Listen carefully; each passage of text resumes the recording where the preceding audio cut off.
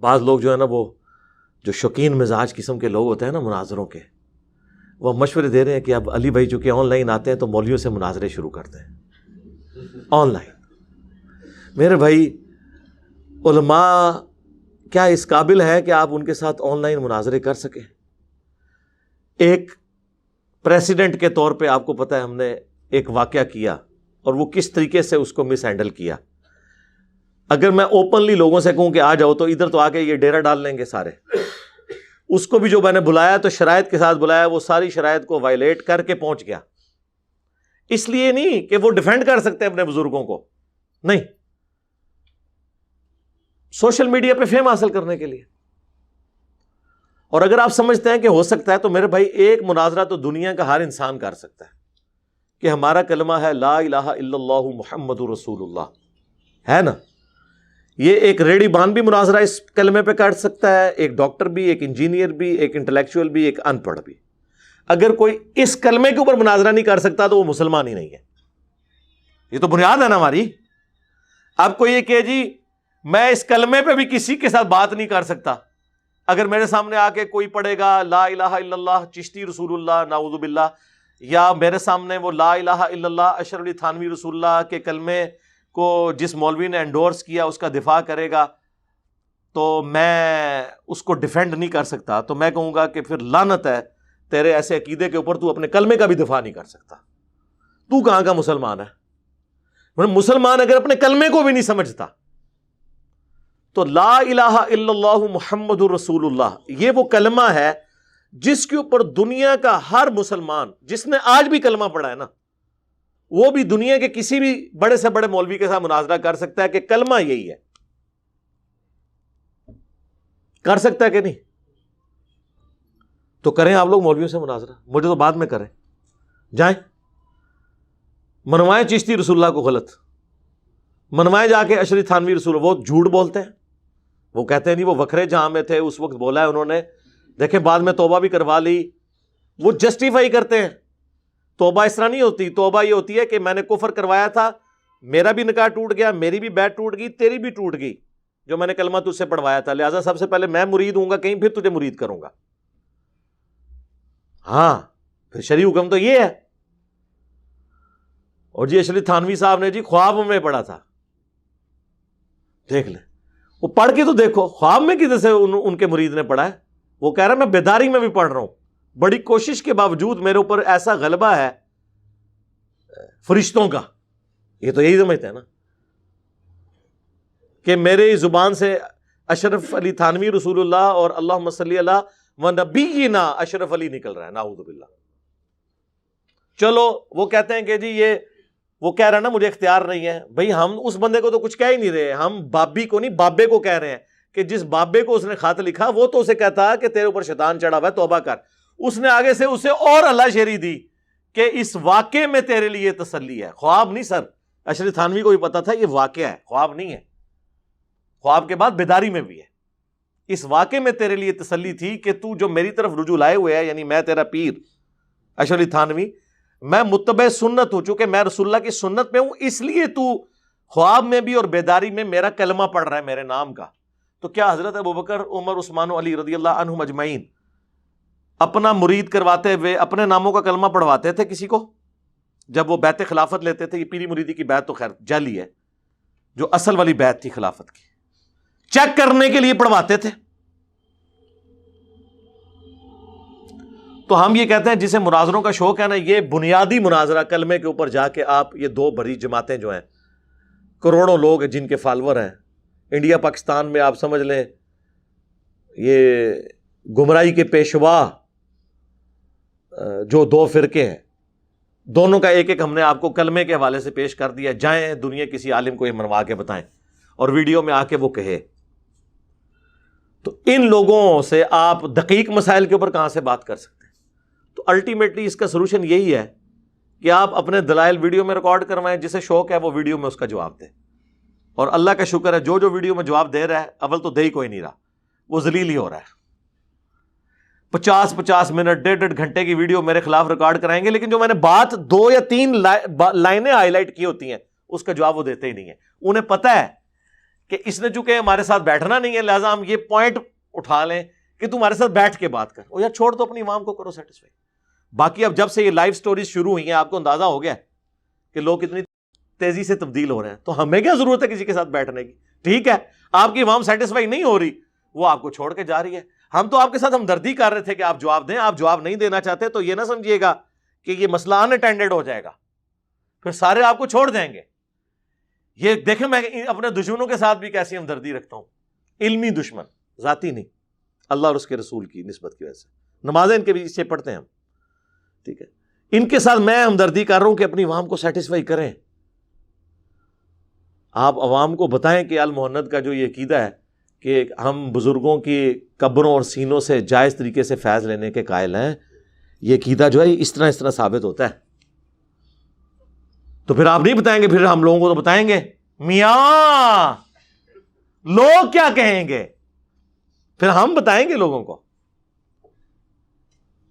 آپ نہیں سے بتا رہے کہ وہ کیسے سینے سے فیض لینا ہے, تو ہم نے بتایا وہ کیسے قاسم نانوتوی صاحب کو رشید احمد گنگوئی صاحب نے اپنے سال لٹا کے ان کے سینے پہ ہاتھ پھیر کے کروٹ ان کی طرف کر کے سینے سے فیض کس طریقے سے وہ ٹرانسفر کیا ہے. پھر ہم بتائیں گے کہ سینے سے کیسے فیض آپ کے بزرگان دین ٹرانسفر کرتے تھے.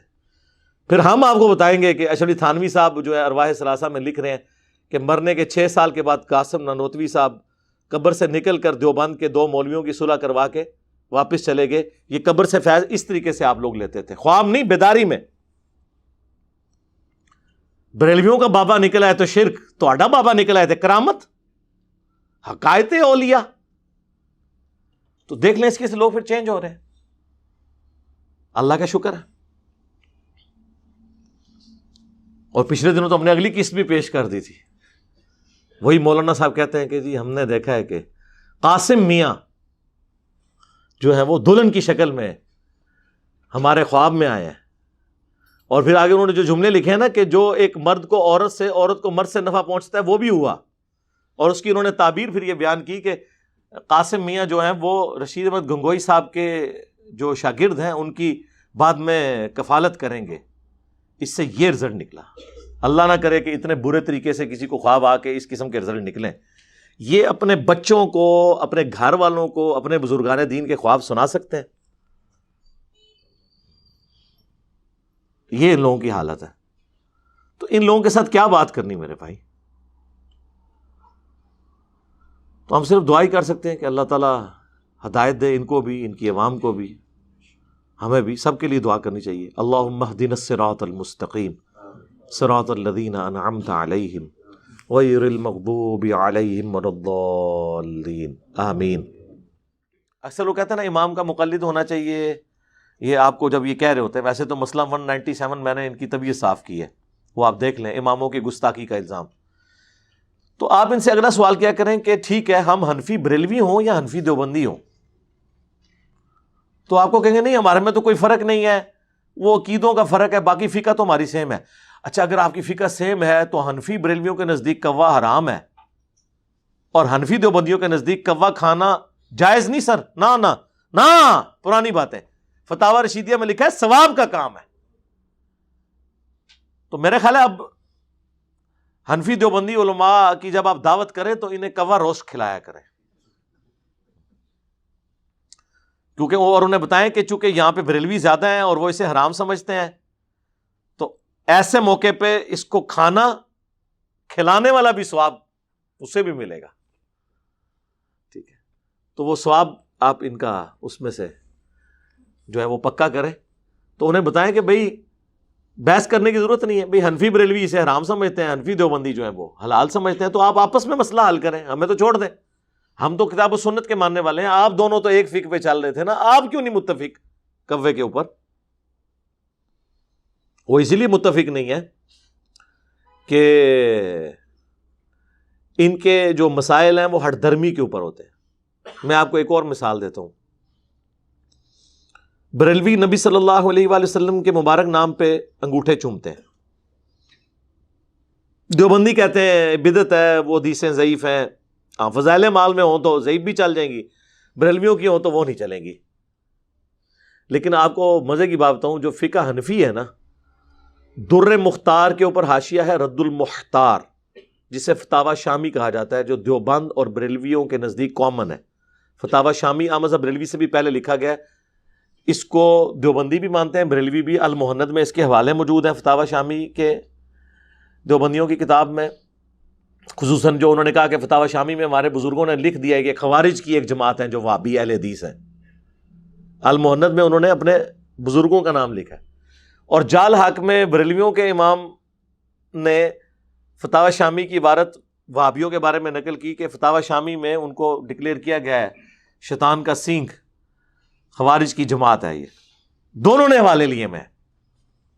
تو فتاوی شامی میں آپ کو اذان والے چیپٹر میں ملے گا کہ نبی علیہ السلام کا جب نام آئے تو انگوٹھے چوم کے آنکھوں کو لگائے جائیں۔ پہلی دفعہ پڑھا جائے قرۃ عینی بک یا رسول اللہ، اے اللہ کے رسول آپ میری آنکھوں کی ٹھنڈک ہیں۔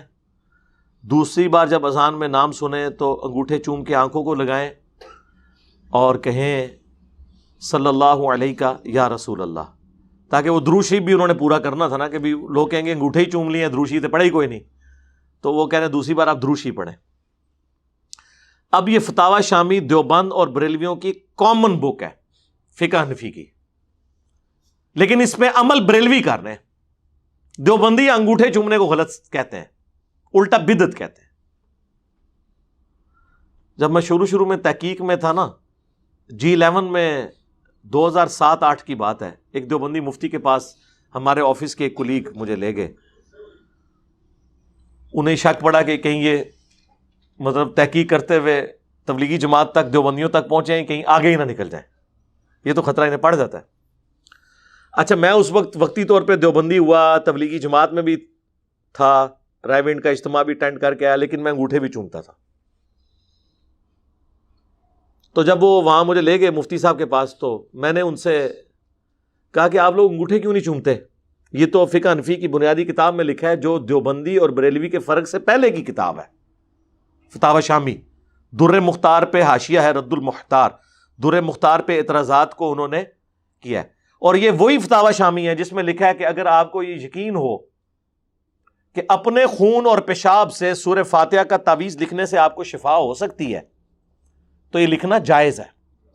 جی، یہ وہی فتاوی شامی ہے جس کا یہ دیوبند اور بریلوی دفاع کرتے ہیں۔ صرف ایک جنا پیدا ہوا ہے، میرا استاد غلام سعود سعیدی صاحب رحمہ اللہ، اللہ تعالیٰ ان کے گناہوں سے درگزر فرمائے، نیک کاموں کا اجر دے، بریلوی محقق تھے، انہوں نے شرح صحیح مسلم میں رد کیا ہے اس کا، لیکن وہ بڑے سٹائل سے رد کیا ہے کہ کہیں ان پہ بھی فتویٰ نہ آئے۔ انہوں نے کہا کہ یقیناً ہمارے بزرگوں کے دلوں میں قرآن و سنت کی عظمت ہم سے زیادہ تھی، یعنی پہلے ہی انہوں نے نا لولو پوپو کر لی، لیکن بال کی کھال اتارنے کی عادت نے انہیں یہاں تک پہنچایا کہ انہوں نے اس قسم کے فتوے لکھے۔ پھر انہوں نے لکھا انسان مر جانا تو گوارا کرے گا، لیکن یہ گوارا نہیں کرے گا کہ اپنے پیشاب یا خون سے سورہ فاتحہ کا تعویذ لکھے۔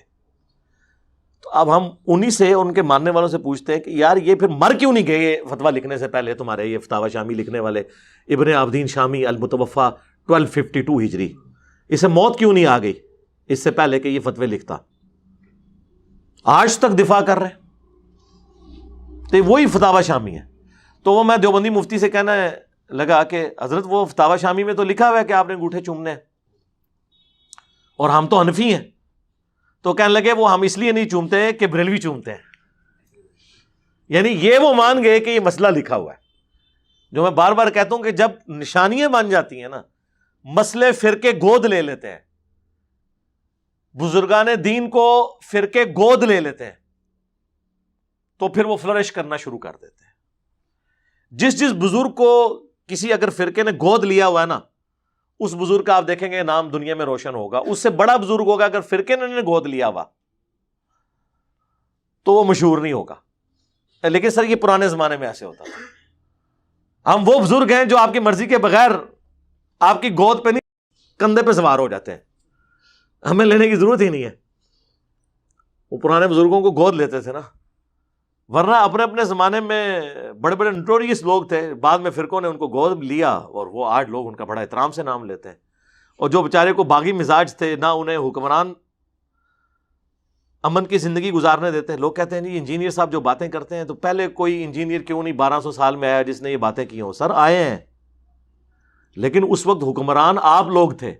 آج بھی آپ اگر ایک لمحے کے لیے سوچیں کہ پاکستان کی حکومت اگر بریلوی اور دیوبندیوں کے ہاتھ میں ہو تو ہماری اکیڈمی کی اینٹ سے اینٹ نہیں بجا دیں گے یہ.